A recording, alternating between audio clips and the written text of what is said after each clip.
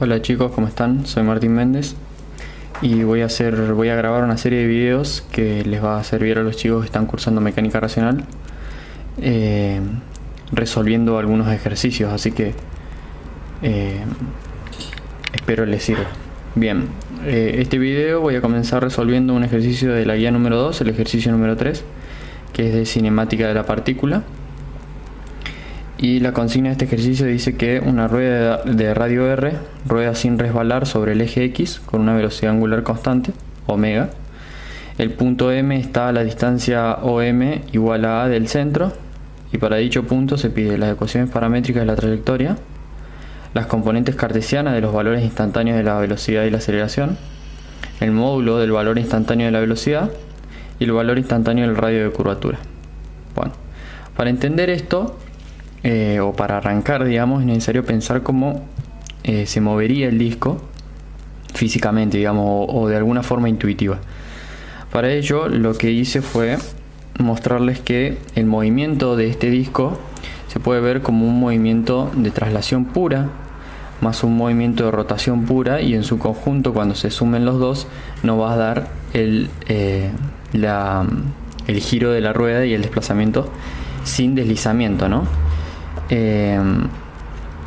Como podemos ver, una particularidad que tiene que el disco gire sin deslizar es que instante a instante el punto de contacto, yo acá diferencié entre C' y C porque C' es un punto que pertenece al disco y C es un punto del suelo, por ejemplo, pero si coinciden tanto C' como C, la velocidad es 0 de C'.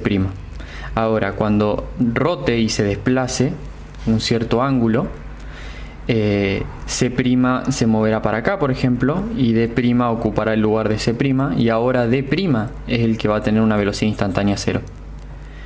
Es decir, que D' coincide con C y el punto de contacto tiene velocidad nula.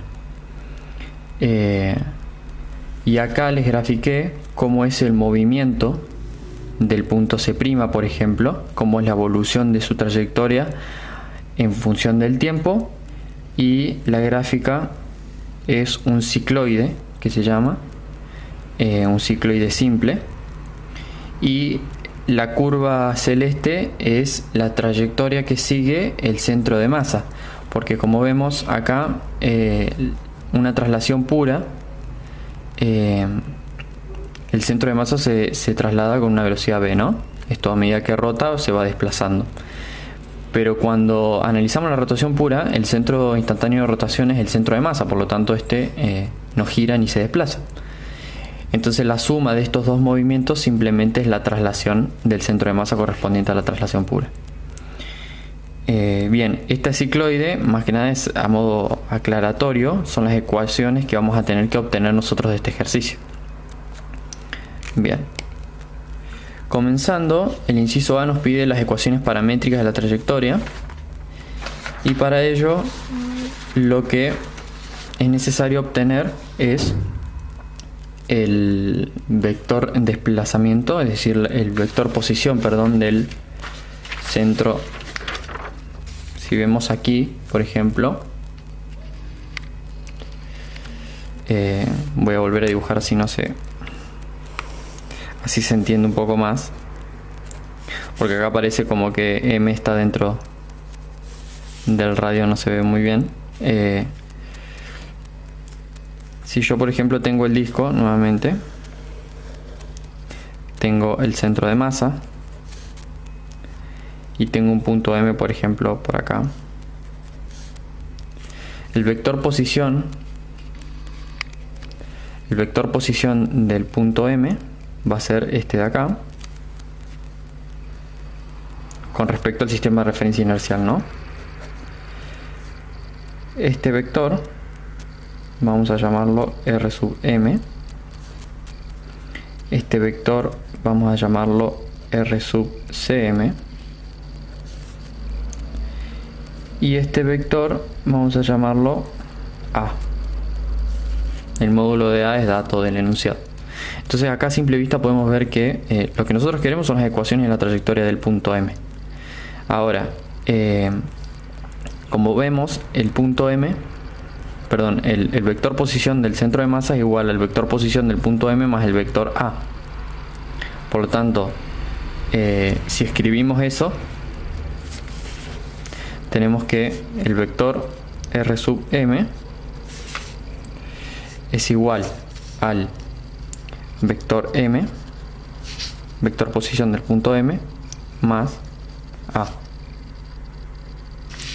Y esto nos va a permitir calcular el vector M. ¿Por qué? Porque si simplemente le restamos el vector A al vector posición del centro de masa, obtenemos el vector M. Esto nos va a servir para calcular el inciso A. Bien. Si nosotros analizamos de esa forma, vemos que primero es necesario calcular el vector posición del centro de masa. El vector posición del centro de masa no es más que el módulo del vector en dirección X por el versor Y. El versor Y es un versor que está orientado según el eje X. Y el vector J es un versor que está orientado, un vector unitario, según el eje Y. Entonces el módulo de la coordenada X en dirección Y y el módulo de la coordenada Y en dirección J. Como vemos, la coordenada en dirección X es alguna coordenada X sub 0 que la llamamos, y en Y es simplemente R. Notamos acá el dibujito que habíamos hecho antes. Esto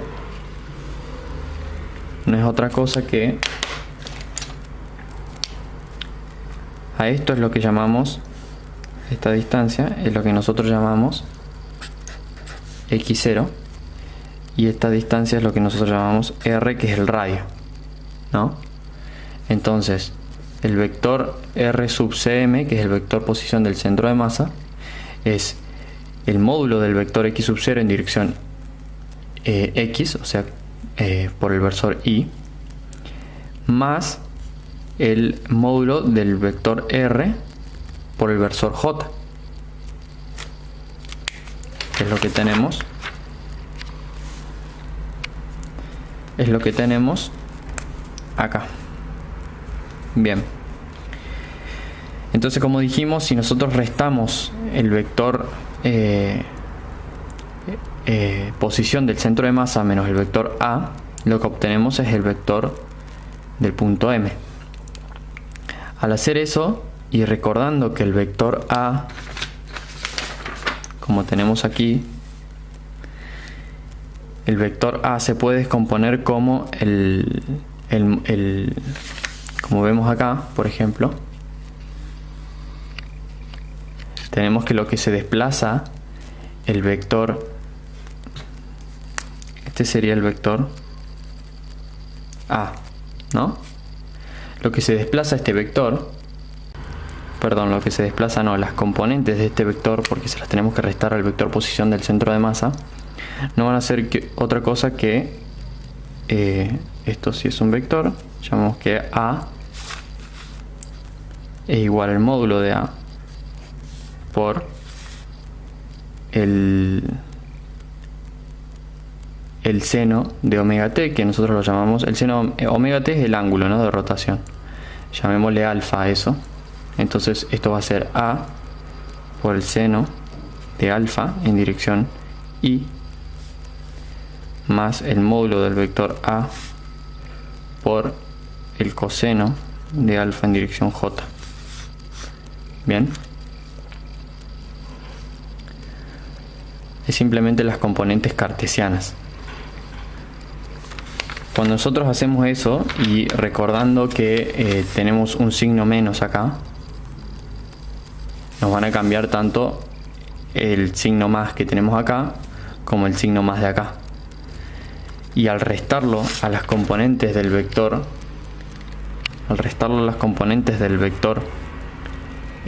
posición del centro de masa, vamos a tener en dirección y, en versor y, x sub 0 menos a por el seno de alfa en dirección y, más r menos a por el coseno de alfa en dirección j. Bien, ahí ya tenemos las dos componentes del vector posición del punto M. Ahora, para aclarar un poco, nos podemos preguntar qué es ese x sub 0 que aparece ahí. Bueno, el x sub 0 es el desplazamiento respecto al sistema inercial, es decir, xy, que tiene el centro de masa de la rueda, ¿no? Y ese desplazamiento nosotros sabemos que es horizontal y que su magnitud es igual a la longitud del arco, ¿sí?, que recorre la rueda para un ángulo de rotación dado, alfa por ejemplo en este caso. Y ahí les hice un dibujo como para que se den cuenta de que esto es así. O sea, x sub 0 sería lo que se desplaza entre un instante t sub 0 y un instante t sub 1, el centro de masa, no es más que lo que mide el arco de la rueda, digamos. Y eso va a ser alfa por el radio de la rueda. Bien, entonces nos queda alfa por el radio de la rueda, y si nosotros habíamos llamado alfa omega t, esta es otra expresión de la misma ecuación. Bien, si nosotros reemplazamos esta relación acá, lo que obtenemos es alfa por r menos a por el seno de alfa por i, más r menos a coseno de alfa en dirección j. Y las componentes paramétricas de la trayectoria, acá tenemos todo el vector trayectoria. Las componentes paramétricas van a ser la dirección en el desplazamiento en x del punto M y el desplazamiento en y del punto M. Es lo que tenemos acá. Estas son las ecuaciones de una cicloide. Si alguno lo quiere graficar en alguna graficadora y lo hace en función del tiempo, como varía x e y, lo que va a obtener es la gráfica naranja. Bien. El punto B lo que nos dice es las componentes cartesianas de los valores instantáneos de la velocidad y de la aceleración. Y nosotros ya tenemos el vector posición, es decir, la trayectoria del punto M. Entonces, si nosotros deriváramos la ecuación de la trayectoria del punto M, podríamos saber la velocidad, y si la deriváramos otra vez, podríamos calcular la aceleración. Entonces vamos a hacer eso. Si nosotros derivamos, por ejemplo, el vector posición del punto M, lo que obtenemos es la velocidad de ese punto.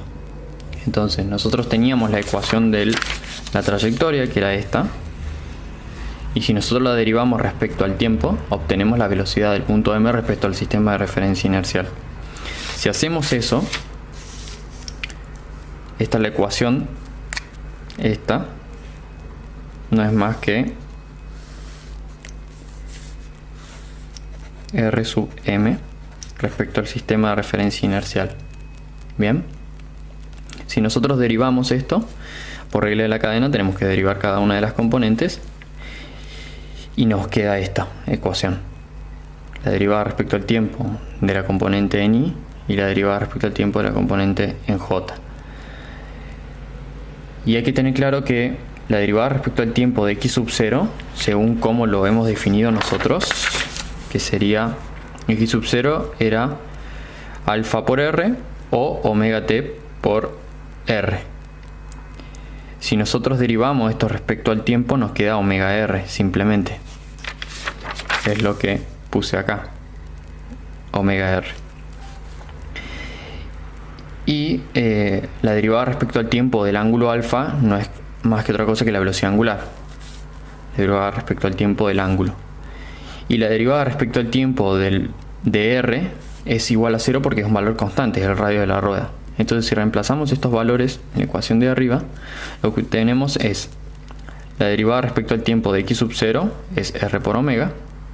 La derivada respecto al tiempo de a seno de alfa es a menos el coseno de alfa por la derivada respecto al tiempo de alfa. Y eso es menos a coseno de alfa por omega. Y la derivada respecto al tiempo de r de 0, únicamente nos queda la derivada respecto al tiempo de menos a coseno de alfa. Entonces nos queda la derivada respecto al tiempo de menos a por menos el seno de alfa por alfa punto, digamos, la derivada respecto al tiempo de alfa. Todo eso nos da a por el seno de alfa por omega. Y las componentes cartesianas, es decir, la velocidad en dirección x y la velocidad en dirección y, es directamente. Entonces lo que nos está pidiendo en el inciso B es la velocidad del punto M en dirección x, que es r menos a coseno de alfa por omega. Y la velocidad del punto M en dirección y es a omega por el seno de alfa. Recordando siempre que alfa depende del tiempo, ¿no? Es igual a omega por tiempo. Bien. Ahora, si nosotros derivamos de vuelta la velocidad, podemos obtener la aceleración. Si hacemos eso, lo que obtenemos es lo siguiente. Si derivamos respecto al tiempo la velocidad del punto M, es simplemente derivando componente a componente cada una de las velocidades, derivando respecto al tiempo esta componente y derivando respecto al tiempo esta componente. Si hacemos eso, lo que tenemos es lo siguiente: en dirección y la derivada respecto al tiempo de la componente de la velocidad en dirección j. Y si recordamos que acá vamos a tener que aplicar regla de la cadena, vamos a tener que derivada respecto al tiempo r omega. Ya sabemos que la derivada respecto al tiempo de r es 0, por lo tanto este término se anula, y la derivada respecto al tiempo de omega es 0. Entonces este término se anula y todas las sucesivas derivaciones del vector omega van a ser 0, o sea, se van a tratar como si fuese una constante. Eso es por el dato del enunciado que nos dice que la velocidad angular es en sentido horario constante, entonces la aceleración angular es 0. Si nosotros derivamos eso por regla de la cadena, obtenemos la siguiente expresión. Vamos a tener que derivar respecto al tiempo de r omega, que es 0. Después derivamos respecto al tiempo menos a coseno de alfa omega, que es a por el seno de alfa por omega cuadrado en dirección y después derivamos respecto al tiempo a seno de alfa por omega, que es a por el coseno de alfa por omega cuadrado en dirección j. Y de vuelta, lo mismo, cada una de las componentes, o sea, las aceleraciones instantáneas cartesianas son cada una de las componentes de esta aceleración. Sería la aceleración del punto de en dirección x, sería únicamente esta componente, que es lo que está acá, y la aceleración del punto de en dirección y sería esta componente, que es lo que figura acá. Bien, el inciso C lo que nos pide es, ya por un lado tenemos el punto A, por otro lado tenemos el punto B. El inciso C lo que nos dice es calcule el módulo del valor instantáneo de la velocidad. Nosotros sabemos cuál es el valor instantáneo de la velocidad, o sea, simplemente es calcular el módulo de ese vector. Si hacemos eso, lo que obtenemos es lo siguiente. Nosotros ya calculamos la velocidad del punto M, ¿no? Recordando que el módulo de un vector al cuadrado es igual al módulo al cuadrado de cada una de sus componentes, simplemente reemplazando lo que era la velocidad del punto M, serían esto, las componentes en x, las componentes en y, cada una es al cuadrado, y si le aplicamos la raíz cuadrada de eso, obtenemos el módulo de el valor instantáneo de la velocidad del punto M. Si hacemos eso, deberíamos reemplazar cada una de las componentes dentro de estos cuadrados, aplicarle raíz y trabajarlas un poco, ¿no? Entonces, si hacemos esto, tenemos que al distribuir el cuadrado, tenemos que r al cuadrado por omega al cuadrado menos el doble de producto del primero por el segundo, que sería 2 veces r por a por omega cuadrado por el coseno de alfa, más a al cuadrado por el coseno al cuadrado de alfa por omega al cuadrado, más a al cuadrado por el seno al cuadrado de alfa por omega al cuadrado. Y acá lo que podemos hacer es reagrupar, o sea, sacar factor común el omega cuadrado, y nos queda r al cuadrado menos 2ra coseno de alfa. Y acá sacar factor común al cuadrado por omega al cuadrado. ¿Por qué? Porque detectamos que acá podemos sacar o sea, simplificar y sacar la identidad trigonométrica, que es coseno cuadrado de alfa más seno cuadrado de alfa, que esto se simplifica y esto es igual a 1. Entonces simplemente nos queda la raíz cuadrada de r al cuadrado más a al cuadrado menos 2 veces r por a por el coseno de alfa, y omega cuadrado al sacar factor común de estos dos términos y al aplicarle raíz simplemente nos queda el omega afuera. Entonces ahí obtenemos el módulo, digamos, del vector de la velocidad instantánea del punto M. Bien, el inciso C, el D, perdón, lo que nos pide es calcular el valor instantáneo del radio de curvatura. Bien, para esto podemos recordar de qué es el radio de curvatura, ¿no? Bien, el radio de curvatura, por definición, es como una medida de qué tan rápido cambia la dirección de la curva en un punto determinado, ¿no? Y por definición, si recuerdan de análisis 2, la curvatura, bueno, es la inversa del radio de curvatura. Nosotros necesitamos calcular el radio de curvatura, y que por definición es estas ecuaciones. La que vamos a utilizar nosotros es la última ecuación, que dice que la curvatura es igual al módulo de la primera derivada del vector posición al punto que queremos calcular la curvatura, producto cruz o producto vectorial, la segunda derivada de ese vector posición, sobre el módulo al cubo del vector posición derivado una vez.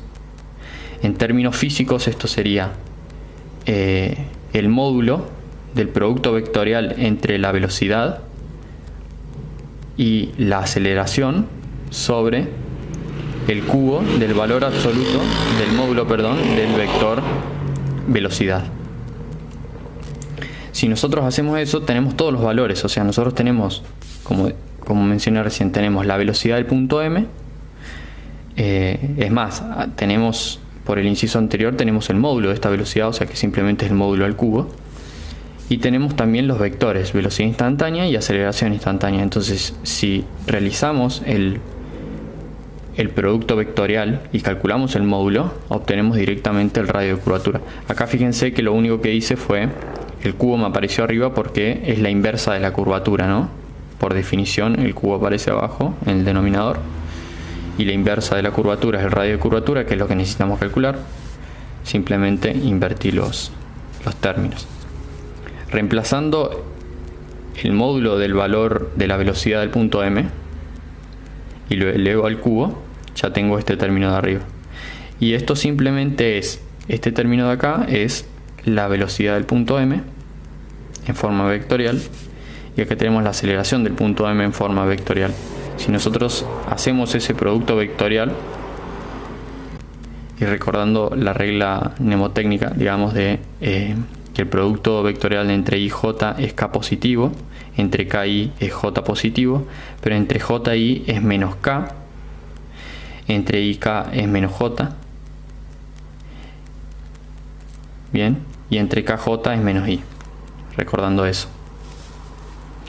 Entonces nos va a quedar que I por I simplemente es 0, únicamente nos va a quedar todo, nos va a quedar respecto a la dirección K, o sea perpendicular tanto a I como a J, y nos va a quedar que todo este término que está en la dirección I lo debemos multiplicar vectorialmente por el término en la dirección J, e I por J es en K positivo, entonces nos va a quedar R menos A coseno de alfa omega, que es lo que figura acá, producto cruz A coseno de alfa por omega cuadrado, que es lo que figura acá, menos, porque J producto vectorial I, J producto vectorial I es menos K, nos va a quedar con un menos adelante de todo, y nos va a quedar A por el seno de alfa por omega, que es lo que figura acá, y A por el coseno de alfa por omega cuadrado, que es lo que figura acá. Todo esto en dirección K. Bien, y acá simplemente lo que hice fue calcular, despejar, digamos, el módulo. Sabemos que esto es positivo y esto es positivo, entonces simplemente podemos sacar el módulo y nos queda omega al cubo, que es esto de acá, y esto, simplemente todo este término es r al cuadrado más a al cuadrado menos 2ra coseno de alfa elevado a la 3 medios. Bien, y si seguimos desarrollando eso, lo que obtenemos es lo siguiente. ¿Por qué? Los omegas vemos que se nos cancelan, porque acá podemos sacar este omega por este omega al cuadrado, nos va a quedar un omega cubo, y este omega por omega cuadrado nos va a quedar un omega cubo, que lo podemos sacar afuera y simplificar con este omega cubo. Entonces simplemente nos queda este término y la resta entre este término y este término, que es esto. Acá nos queda r coseno de alfa menos a por a, porque cuando sacamos factor común acá, por ejemplo, acá cuando multipliquemos rw por a coseno de alfa y después menos a por el coseno de alfa por a coseno de alfa, nos va a quedar menos a coseno cuadrado de alfa, y acá tenemos menos a por el seno cuadrado de alfa. Entonces sacamos factor común a al cuadrado y nos queda coseno al cuadrado de alfa y seno al cuadrado de alfa, que es 1. Por eso únicamente me queda a, digamos. Y eso sería todo.